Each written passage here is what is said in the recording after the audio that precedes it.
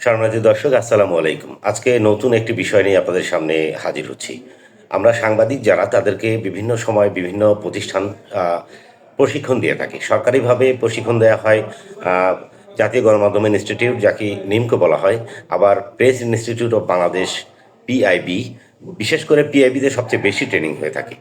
এবং সাংবাদিকদের উপস্থিতির উপর ডিপেন্ড করে যে ওই ট্রেনিংটা কত ফলপ্রসূ হলো। কিন্তু এক্ষেত্রে একটি যে বিষয় বারবার আলোচনা আসছে, এই ইতিমধ্যে বিভিন্ন গণমাধ্যমে আসছে যে পিআইবিতে ট্রেনিং না করেও সাংবাদিকরা তাদের নাম লিখে টাকা নিয়ে চলে গেছেন। মানে টাকা মানে এটা সম্মানী, যে একটা ট্রেনিংয়ে অংশগ্রহণ করলে একটা সম্মানী দেওয়া হয়, সরকারিভাবে বরাদ্দ এটি। কিন্তু এই সম্মানীটা সাংবাদিকরা নিচ্ছে না, নিচ্ছে কারা?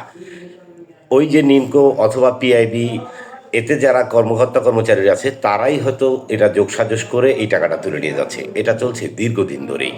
কিন্তু সরকারের কোনো মহলই এই বিষয় নিয়ে কোনো উদ্যোগ নেয়নি, যে কারণে এই ঘটনাটি সেই আওয়ামী লীগ আমল থেকে এখন পর্যন্ত চলছে। অন্তর্বর্তী সরকার আমলেও এ ধরনের ঘটনা ঘটেছে। সম্প্রতি পিআইবিতে প্রশিক্ষণ নেওয়া ১৫০ সাংবাদিকের নাম এবং তাদের ভুয়া স্বাক্ষর করে একটি চক্র টাকা তুলে নিয়ে গেছে বলে বিভিন্ন গণমাধ্যমে সংবাদ প্রচার হয়েছে। আমি তথ্যমন্ত্রী, তথ্য মন্ত্রণালয় এবং সংশ্লিষ্ট কর্মকর্তাদের এ বিষয়ে দেখভাল করার জন্য জরুরিভাবে আহ্বান জানাচ্ছি।